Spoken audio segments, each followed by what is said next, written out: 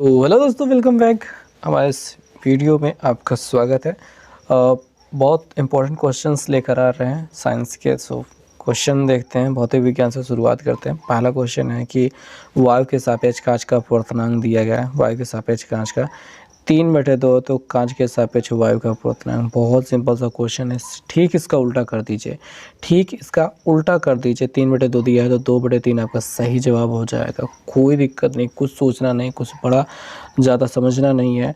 आपको फार्मूला याद होना चाहिए कि 1/2 क्या होता है, 1/2n1। That's it that's it बस इतना सा यही फार्मूला लगने वाला है इसमें। सो इसका उल्टा कर दीजिए, हो गया उत्तर। सो नेक्स्ट क्वेश्चन देखते हैं कि प्रकाश का प्रकीर्णन सबसे कम होता है। किस रंग का प्रकाश का प्रकीर्णन सबसे कम होता है? सो लाल रंग का प्रकीर्णन सबसे कम होता है, कम बिखराव होता है। इस वजह से सूरज का रंग सुबह और शाम की वजह तो लाल दिखाई देता है, इसी कम प्रकीर्णन होने की वजह से। इसी वजह से लाल बत्ती का प्रयोग किया जाता है खतरे के निशान के लिए, क्योंकि इसका प्रकीर्णन कम से कम बहुत कम होता है। तो सबसे कम होता है लाल रंग का, वैसे बैगनी रंग का सबसे अधिक होता है। इसी प्रकीर्णन की वजह से आसमान का रंग नीला दिखाई देता है। सो ये सबसे सही जवाब है कि आपका मतलब सबसे कम प्रकीर्णन लाल रंग का होता है। सो ये क्वेश्चन हो गया ख़त्म। अगले वाले क्वेश्चन पे चलते हैं। यहाँ पे 1 किलोवाट घंटा को जूल में कितना होता है भैया? तो 1 किलोवाट घंटा बराबर कितना होता है भाई? 3.6 × 10⁻6। 3.6 × 10⁻6, ये जो सही जवाब है भैया, यही वाला सही जवाब है। आपको ये 6 मिलाकर याद कर लेना चाहिए, 6 और 6 मिलाकर याद कर लेना चाहिए। ये आपके लिए बहुत ज़्यादा इंपॉर्टेंट रहने वाला है, क्योंकि ये एग्ज़ाम में आपसे पूछा जाता है, तो आपको ये याद रहना चाहिए। ओके, सो नेक्स्ट क्वेश्चन को आप ध्यान से देखें और उसका जवाब देने की कोशिश करें। तो क्या क्वेश्चन में कहा गया है कि एक गतिमान आवेश उत्पन्न करता है तो उसके साथ क्या उत्पन्न होता है? तो केवल वैद्युत क्षेत्र, केवल चुंबकीय क्षेत्र, वैद्युत और चुंबकीय क्षेत्र दोनों, और वैद्युत और चुंबकीय क्षेत्र इनमें से कोई नहीं। सो इसका सही जवाब होने वाला वैद्युत और चुंबकीय क्षेत्र दोनों, बिल्कुल सही जवाब है तीसरा वाला विकल्प। क्योंकि कोई भी आवेश जब गतिमान होता है, एक जगह से दूसरी जगह जा रहा होता है, तो उसमें वैद्युत और चुंबकीय क्षेत्र दोनों ही उत्पन्न हो जाते हैं। सो ये रहा इस क्वेश्चन का आंसर। नेक्स्ट क्वेश्चन पे आ जाते हैं, जो कि रसायन विज्ञान से संबंधित होने वाले हो जाते हैं।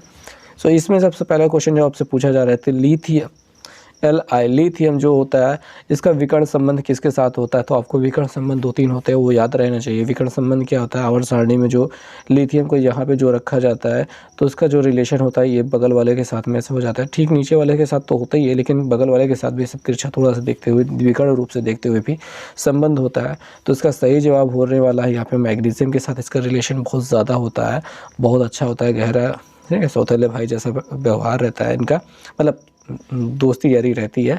सो ये आपका सही जवाब होने वाला है मैग्नीशियम। सो ये इसका सही जवाब है। नेक्स्ट क्वेश्चन की अगर बात कर लेते हैं, तो यहाँ पे जर्मन सिल्वर में कौन सी धातु नहीं होती है? बहुत ज़्यादा मज़ेदार क्वेश्चन है, ठीक है।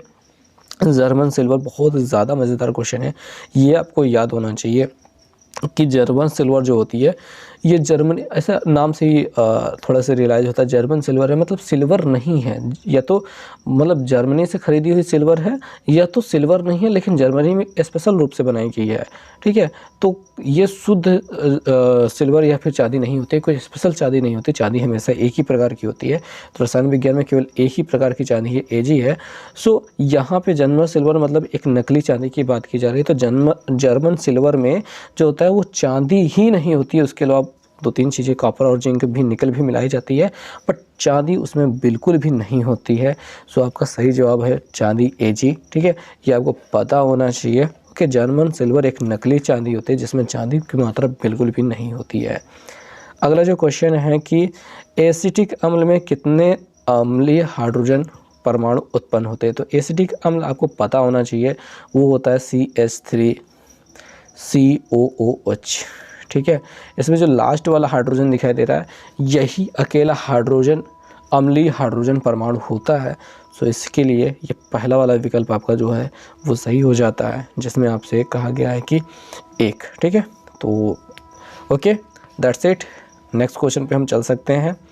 अगला जो क्वेश्चन है, इसमें लाल ग्रंथियों से संबंधित है। मनुष्य में लाल ग्रंथियों की संख्या कितनी होती है? बहुत सही क्वेश्चन है भैया। 3 जोड़ी होती है, 3 2 नहीं है, 6 लाल ग्रंथियाँ टोटल होती है मुंह में। ठीक है, मुंह के आसपास, कान के पीछे ऐसे होती हैं। तो लार ग्रंथियों की संख्या टोटल कितनी है? 6 और 3 जोड़ी आप इसे कहेंगे।